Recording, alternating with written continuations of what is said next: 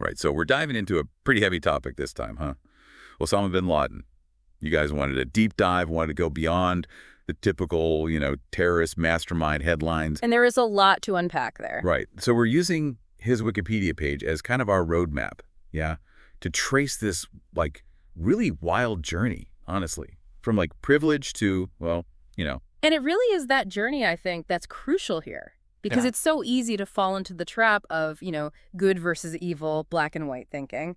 But bin Laden's story, man, it reminds us that the world is anything but simple. No kidding. So we're talking about a guy who was born into serious wealth in Saudi Arabia.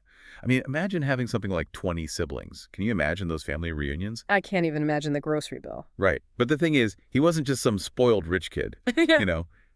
The guy loved poetry, was a huge Arsenal football fan. It's almost like, you could almost see him as relatable. And then you remember. And that's the thing, isn't it? That contrast. Because alongside this life of privilege, you have this deep interest in religion developing, specifically the concept of jihad.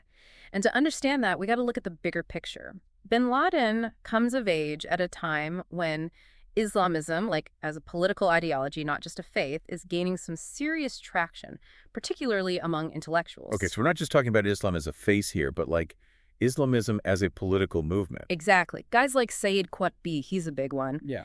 advocating for the overthrow of any regime he saw as un-Islamic. Wow. And these ideas, they really resonated with bin Laden, especially during his university years.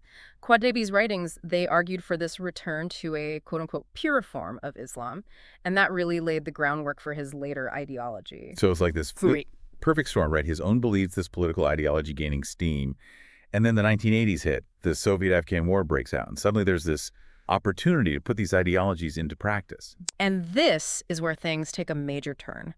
Bin Laden travels to Pakistan, joins the Mujahideen who were fighting against the Soviet occupation of Afghanistan. And he doesn't just, offer words of support. He's using his own construction company to funnel money, resources. He's putting skin in the game, so to speak. Man, it's wild how this one conflict, right?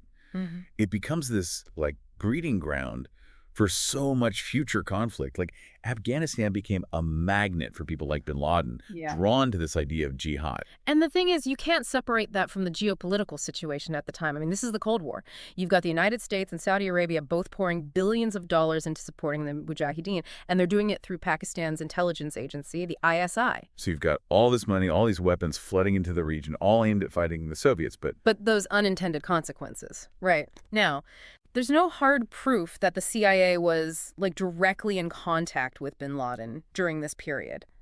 But there's no denying that the U.S. involvement in funding the Mujahideen, it shaped the battlefield where bin Laden is gaining experience and influence. it's like setting the stage, right?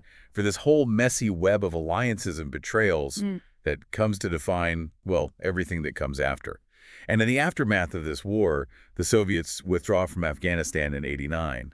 And that's when we see the emergence of Al-Qaeda. And with that, things get taken to a whole other level. Yeah, it really does feel like a turning point, doesn't it? The Soviets pull out of Afghanistan, which, on the surface, it's a win for the Mujahideen and everyone who supported them. But then what? Exactly. And that's where bin Laden steps in with this idea that, okay, we had this victory, but the fight's not over. We need to take this global. So Al-Qaeda's born in '88, right? Yeah. And, I mean, obviously, we know the name now, but back then, it wasn't this, global terror organization that it would become. What was it at that point? It represented a real shift in bin Laden's thinking, for sure. This was no longer about supporting, localized resistance movements. He saw Al-Qaeda as the vanguard for global jihad, an organization that could, strike anywhere. And this ambition, it caused some friction.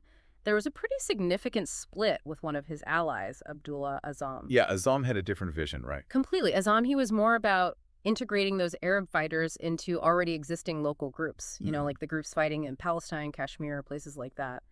Bin Laden, though, he wanted a much more centralized approach. Al-Qaeda calling the shots, directing the fight on a global scale. And then you have the Gulf War kicking off in 1990, which feels like, I don't know, throwing gasoline on a fire. Oh, absolutely. Because for bin Laden, the Iraqi invasion of Kuwait and then the Saudis allowing U.S. troops onto Saudi soil, I mean, he saw that as a deep betrayal. Remember, we talked about this. The Arabian Peninsula is sacred ground to him.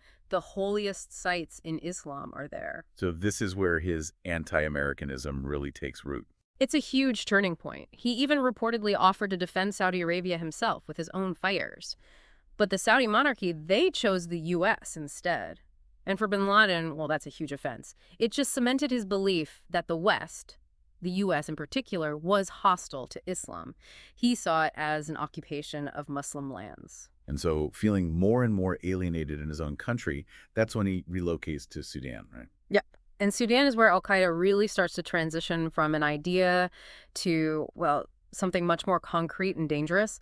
Don't forget, bin Laden still has access to a ton of money, and he uses it, funding training camps, recruiting fighters from all over the Muslim world, forging these alliances with other extremist groups. He's essentially building a terrorist network. In a way, yeah. And on top of that, he's getting more and more vocal in his opposition to the U.S., which leads us to 1996 and his infamous declaration of war against the Americans occupying the land of the two holy places. The fatwa, right. And, I mean, it's not just a declaration of war. It lays out his whole justification for why he feels it's okay to target Americans. Exactly. Now, just to be crystal clear here, we are not endorsing or justifying these views at all. Our goal here is to understand them, unpack the logic, however flawed it might be. So in the fatwa, he argues that by having a military presence in Saudi Arabia and by supporting Israel, the U.S. is actively waging war on Islam. And this, he claims, gives Muslims a religious duty to fight back. And tragically, that call to arms, it resonated with some people. It did. In 1998, the U.S. embassies in Kenya and Tanzania are bombed. Hundreds of people are killed. And while Al-Qaeda never actually claimed direct responsibility for the attacks, well, it had all their fingerprints on it. And the evidence pointed directly back to bin Laden. And that's what really thrusts him onto the world stage. He becomes the FBI's most wanted. The Clinton administration responds with those missile strikes on suspected Al-Qaeda camps in Sudan and Afghanistan. But if anything, that just seemed to embolden bin Laden even more. In 1998, he releases another fatwa, this one even more radical, declaring a global jihad against the U.S. and its allies. It's a terrifying escalation that would have some truly devastating consequences. It's hard to fathom, right? Going from these pronouncements to actual attacks, I mean. And those fatwas, those calls for global jihad, it all leads to 9/11. A day that, changed everything. The attacks on the World Trade Center, the Pentagon. It was the horrific realization of bin Laden's ideology. Nearly 3,000 lives lost, and the world was never the same. The scale of it was just unimaginable. And the response, of course, was immediate. The war on terror, the invasion of Afghanistan to take down the Taliban, who had been harboring bin Laden, giving Al-Qaeda a safe haven. And so you have this massive manhunt. Bin Laden, I mean, he's the most wanted man on the planet now.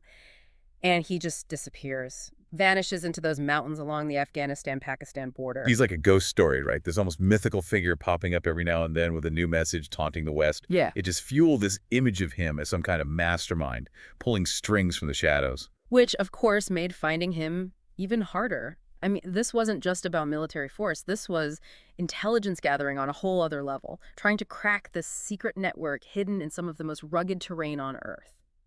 And then, of course, you had the whispers, the questions about whether Pakistan's intelligence agency, the ISI, knew more than they were letting on, maybe even protecting him. This whole thing, it was like stepping into this world of spies and shadows, where nothing was clear-cut. Conspiracy theories everywhere.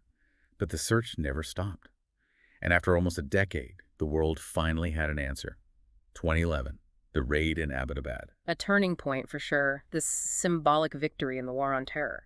But it also created all these new questions, like, was Pakistan really in on it? What would happen to Al-Qaeda without bin Laden at the helm? And bigger picture, how would his legacy continue to shape the world, even in death? Questions, they were still trying to answer because, bin Laden died in that compound, but the impact of his actions, his ideology, it didn't end there. Not at all. His story, it's this stark reminder of just how complex extremism is, of the ripple effects of global politics, and of how difficult it is to fight an enemy that thrives on violence. It shows how important it is to learn from the past. Right. To try to understand these things so that we can navigate the present, the future in a smarter way. Man, we went deep today. From like those palaces in Saudi Arabia to the mountains of Afghanistan and Pakistan, it's a journey.